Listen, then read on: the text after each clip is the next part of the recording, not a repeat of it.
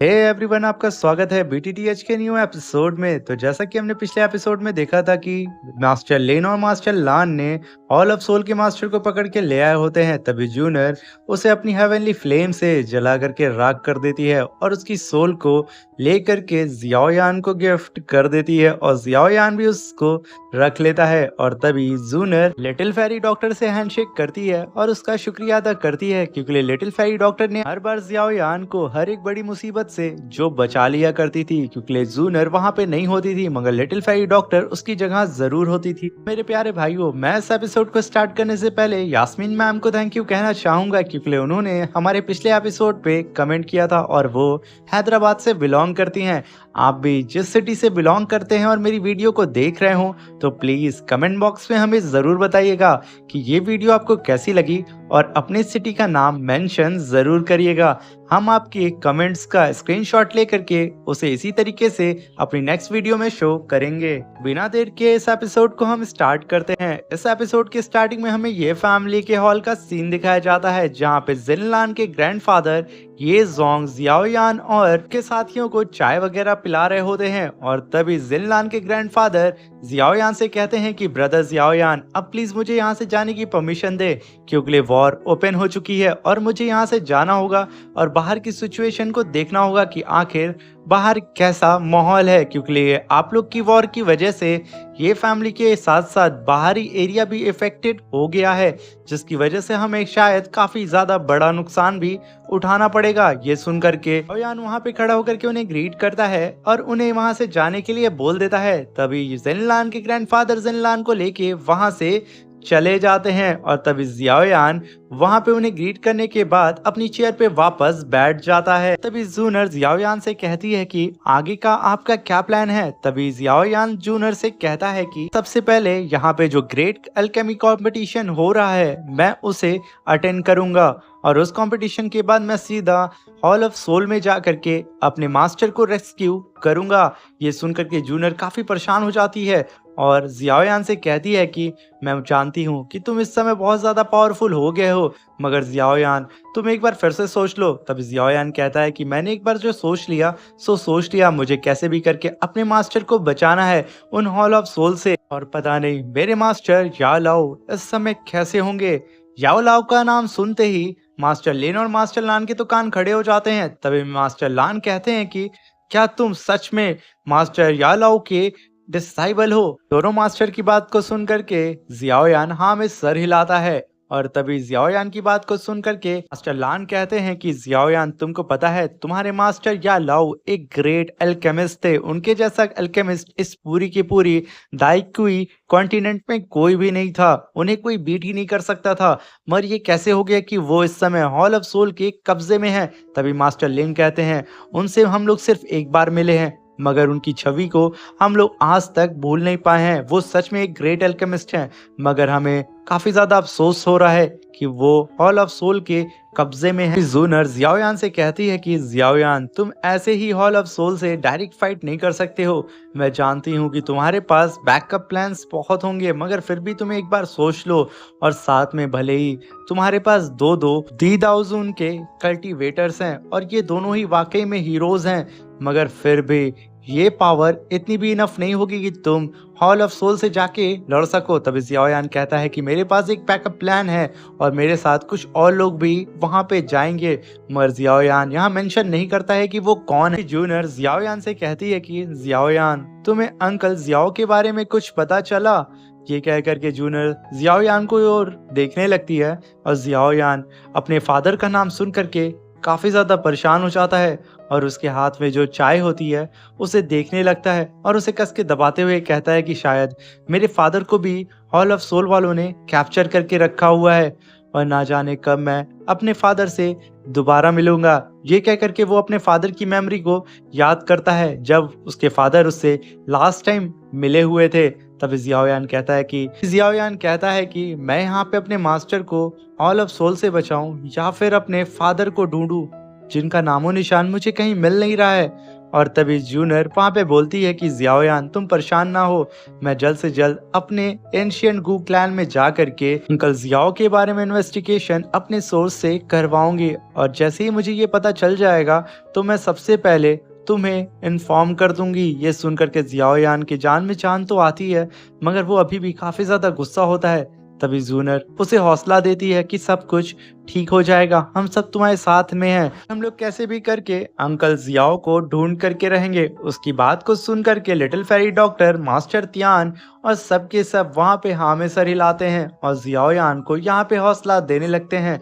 और तभी जियाओयान को भी यहाँ पे थोड़ी सी उम्मीद तो जगती है कि वो अपने फादर को कैसे भी करके ढूंढ तो सकता ही है। तभी जियाओयान उन सब का वहाँ पे शुक्रिया अदा करता है और कहता है कि बस मेरे मास्टर और मेरे फादर वो दोनों ठीक हों।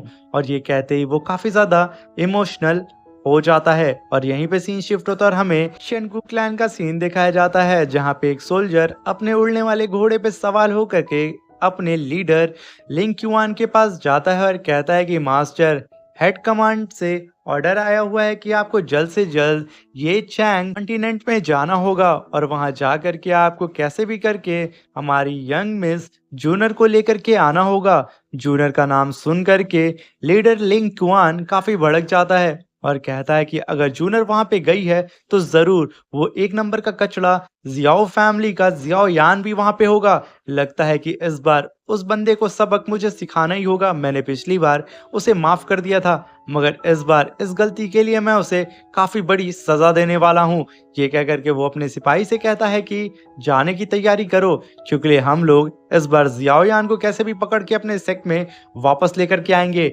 ये कह करके वो काफी तेजी से मुड़ता है और अपने उड़ने वाले घोड़े पे सवार होकर के सीधा ये चैंग कॉन्टिनेंट की ओर निकल जाता है। अभी सीन शिफ्ट होता है और हमें जियाओयान को दिखाया जाता है जो कि कमरे में बैठ के अपनी कल्टीवेशन को कर रहा होता है और तभी उसे एहसास होता है कि कोई उसे छुप करके देख रहा है। इसलिए वो अपनी कल्टीवेशन को रोक करके कहता है कि जूनर, छुपने का क्या फायदा है, तुम मेरे सामने आ जाओ। ये कहते ही जूनर वहां पे एक पोर्टल को ओपन करके बाहर आ जाती है और कहती है क्या बात है, तुम मुझे सेंस कर लिए। तभी जियाओयान वहां पे हंसने लगता है। जूनर जियाओयान से कहती है कि रात हो गई है, तुम्हें यहाँ पे आराम करना चाहिए, मगर तुम अपनी पावर को लेवल अप करने में लगे हो। तभी जियाओयान कहता है कि मुझे कैसे भी करके और भी पावरफुल बनना होगा और अपनी स्ट्रेंथ को बढ़ाना होगा। तभी जूनर अपने पास से एक स्क्रोल को बाहर निकालती है, जिसे देख करके जियाओयान काफी शॉक्ड होता है। जूनर जियाओयान से कहती है कि ये एम्पेरियर की थर्ड सील है और तुम अगर इस स्क्रोल को पूरी तरीके से मास्टर कर लेते हो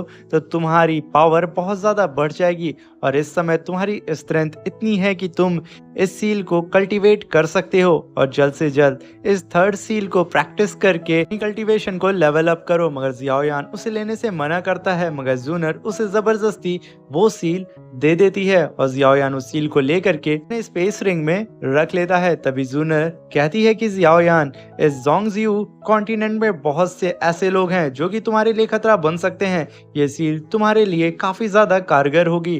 तभी जूनर चारों तरफ बैरिकेशन लगा देती है जो कि साउंड प्रूफ बैरिकेशन होता है। तभी जूनर जियाओयान से कहती है कि हमारे पास जो ताओशी एंशिएंट एम्परर का जेट था, वो जेट अभी भी तुम्हारे पास है या नहीं है। तभी जियाओयान कहता है हाँ वो मेरे पास है, तुमने ही कहा था कि मुझे इस जेट के बारे में किसी को भी नहीं बताना है। आखिर ये जेट क्या है, तुमने पिछली बार मुझे क्लियर नहीं बताया था और तुमने कहा था कि जब नेक्स्ट टाइम तुम मिलोगी तो तुम मुझे इसके बारे में इंफॉर्मेशन दोगी। तभी जूनर पलटती और जियाओयान को बताती है कि एंशिएंट टाइम में दाओ क्यूआई कॉन्टिनेंट में एक कल्टीवेटर थे जिनका नाम एम्पेरियर ताओ शी था और वो एक लौते लास्ट ऐसे कल्टीवेटर थे जो कि दाओ इम्परल लेवल तक पहुंच गए थे, जो कि कह सकते हो कि दाओ दी आई लेवल के पीक पे थे और ऐसा आज तक कोई भी नहीं कर पाया है। वो मरने से पहले अपनी सारी मेमोरी और सारी कल्टीवेशन के सोर्सेज और वो कैसे वो दाओ इम्पीरियल लेवल पे पहुंचे थे, वो सारी चीज़ें वो अपने ताओशी एंशिएंट एम्परर मेंशन में लॉक करके गए हैं। और जो जेट तुम्हारे पास है वो जेट उसकी चाबी है और उस जेट की रखवाली करने के लिए जियाओ फैमिली को दिया गया था, जो कि तुम्हारी फैमिली थी। ये सुनकर के जियाओ यान के तो होश उड़ जाते हैं और तभी जूनर बताती है कि तुम्हारे एंसेस्टर दी क्यूआई कॉन्टिनेंट के सबसे पावरफुल लोगों में से एक थे, क्योंकि वो एम्पेरियर ताओशी के डिसाइबल थे और साथ में उनके काफी अच्छे रिलेशन एंशियंट क्लैन वालों से थे। और जब तुम्हारे एंसेस्टर की डेथ हुई तो उन्होंने अपने क्लैन की रिस्पॉन्सिबिलिटी एंशियंट क्लैन वालों को दे दी थी। जब जियाओ फैमिली के एंसेस्टर की डेथ हो गई तो जियाओ फैमिली बहुत ज्यादा कमजोर हो गई थी, जिसकी वजह से उन्हें ना चाहते हुए भी क्यूआई कॉन्टिनेंट को छोड़ना पड़ा और उसे छोड़ करके वो लोग सीधा यामा एम्पायर में आकर के बस गए। और तभी मेरे फादर ने तुम्हारे जियाओ फैमिली में मुझे भेज दिया, क्योंकि वो चाहते थे कि मेरा बचपन अच्छे से बीते। मगर मेरे क्लैन के कुछ लोग ऐसा चाहते थे कि मैं कैसे भी ये पता लगाऊं कि ताओशी एंशियन एम्परर जेड आखिर वो चाबी कहाँ पे है और उसे चोरी करके अपने क्लैन वालों को दे दूं। ये सुनकर के जियाओ यान कहता है कि इसका मतलब ये है कि हॉल ऑफ सोल और तुम्हारा एंशियन क्लैन उसकी के पीछे पड़ा है, जिसकी वजह से मेरे फादर को हॉल ऑफ सोल वालों ने कैप्चर करके रखा हुआ है। फिर जियाओ यान जूनियर से कहता है कि क्या तुम मेरे एंसेस्टर का नाम मुझे बता सकती हो। तभी जूनियर जियाओ यान को उसके एंसेस्टर का नाम बताती है, जो कि जियाओ युआन होता है।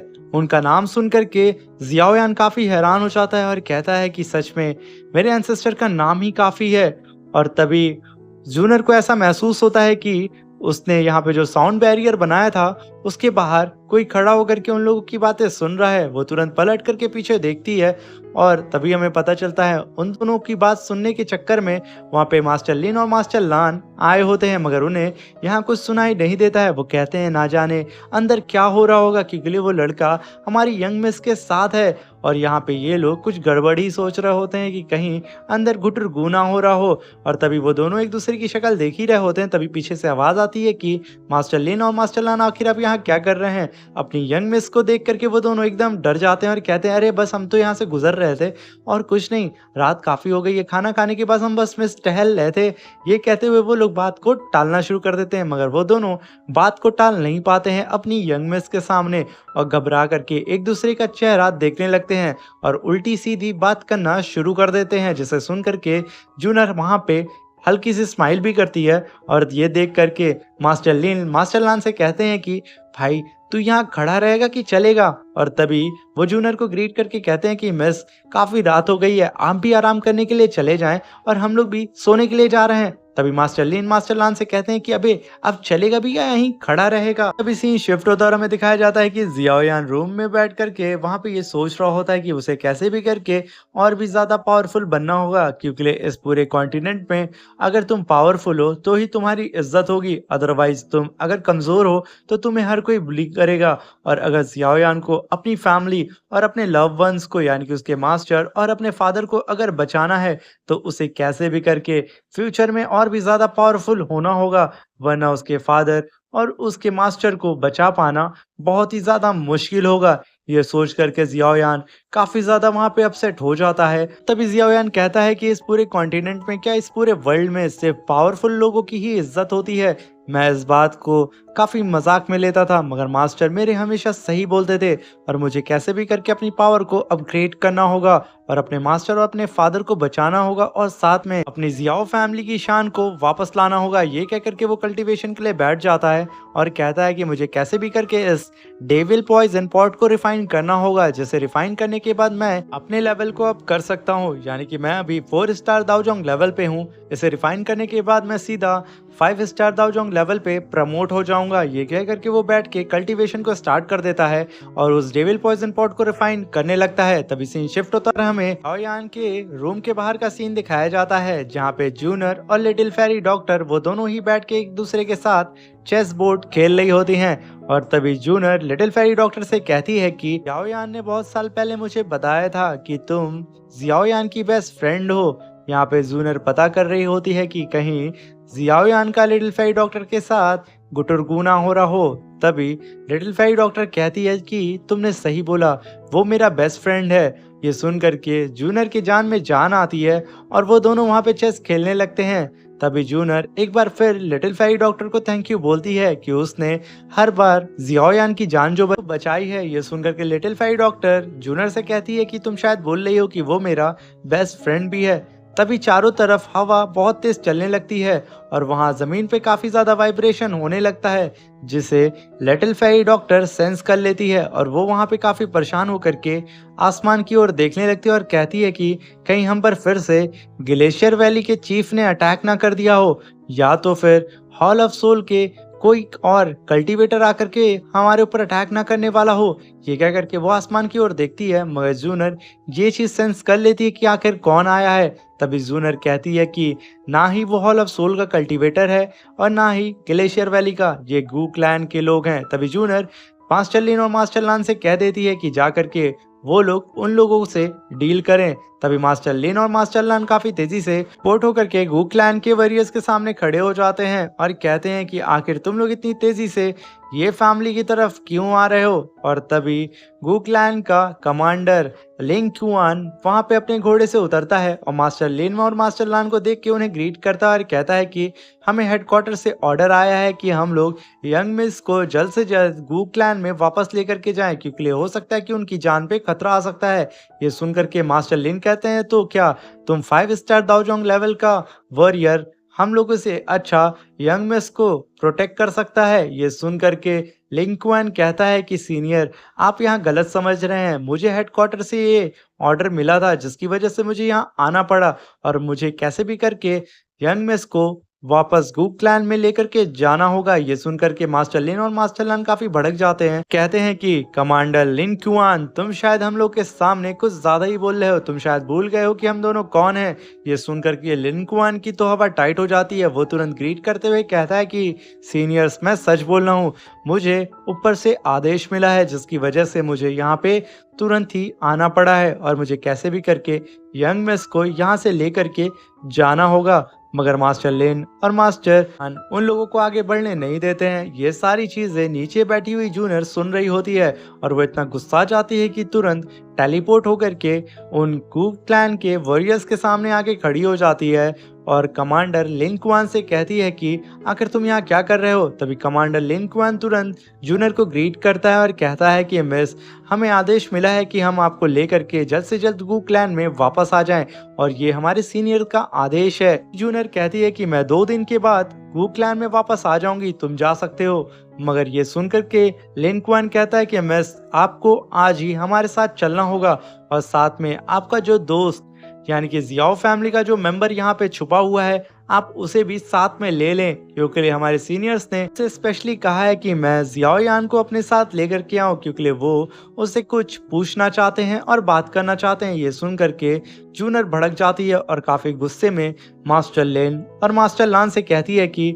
आप जा करके इस गधे को सबक सिखाएं। ये सुन करके लिन क्युआन की तो वहाँ हालत खराब हो जाती है और इधर मास्टर लेन और मास्टर लान वहाँ पे रेडी हो चुके होते हैं लिन क्वान को कूटने के लिए। तभी जूनियर कहती है कि आप इसे जाके सबक सिखाएं, बाकी जो भी चीजें होंगी मैं हैंडल कर लूंगी गू क्लैन में जा करके। मगर यहाँ पे मास्टर लिन और मास्टर लान अटैक करते ही उससे पहले ही लिन क्वान तुरंत एक टोकन को बाहर निकालता है। देख करके मास्टर लिन और मास्टर लान वो दोनों ही रुक जाते हैं, क्योंकि ये एंशिएंट टोकन होता है जिसके खिलाफ कोई भी नहीं जा सकता, अगर कोई गया तो वो गद्दार होगा।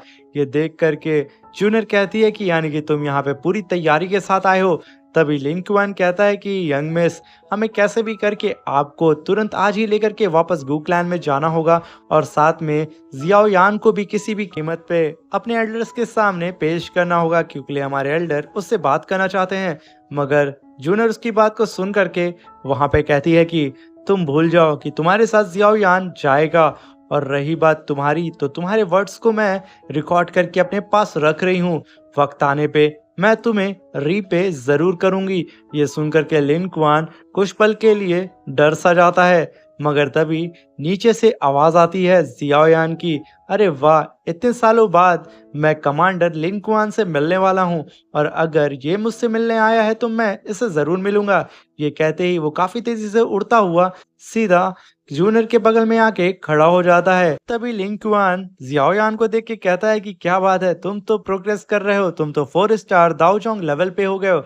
आखिर जियाओ फैमिली में कोई ऐसा मर्द पैदा तो हुआ जो कि दाओ जेंग लेवल तक पहुंच पाया है। क्युआन की बात को सुनकर के जियाओ यान कहता है कि जब मैं तुमसे पहले मिला था तो तुम 3 स्टार दाओजोंग लेवल पे थे और अभी 5 स्टार दाओजोंग लेवल पे हो और मैं उस टाइम फाइटिंग स्पिरिट लेवल पे था और इस टाइम मैं 4 स्टार दाओजोंग लेवल पे हूँ। इसका मतलब मैं प्रोग्रेस कर रहा हूँ, मगर तुम अपने एंशिएंट गू क्लैन का फायदा उठा करके सिर्फ आलसियों की तरह यानी कि सुअर की तरह आराम फरमा रहे हो। तभी लिन क्यूआन जियाओ यान से कहता है कि तुम्हारे एंसेस्टर की भी इतनी औकात नहीं थी यानी कि जियाओ युआन की कि वो हमारे गू क्लैन के वॉरियर्स के सामने ऐसे बोल सके और तुम ऐसे बोल रहे हो। तभी जियाओ यान कहता है कि तुम 2 कौड़ी के लोग मेरे एंसेस्टर का नाम नहीं ले सकते हो और तुम सिर्फ वो शख्स हो जो कि अपने क्लैन के पीछे छुपते हो और कुछ भी नहीं। ये सुन करके लिंग क्यूआन अपने ऑरा प्रेशर को रिलीज करने लगता है और जियाओ यान के ऊपर अटैक करने के लिए आगे बढ़ता है और तभी वो देखता है कि वहां पे आवाज आती है कि अगर तुमने यहाँ पे एक कदम भी आगे बढ़ाया तो तुम्हें यहाँ पे मरने से कोई भी बचा नहीं सकता है। तभी हम देखते हैं कि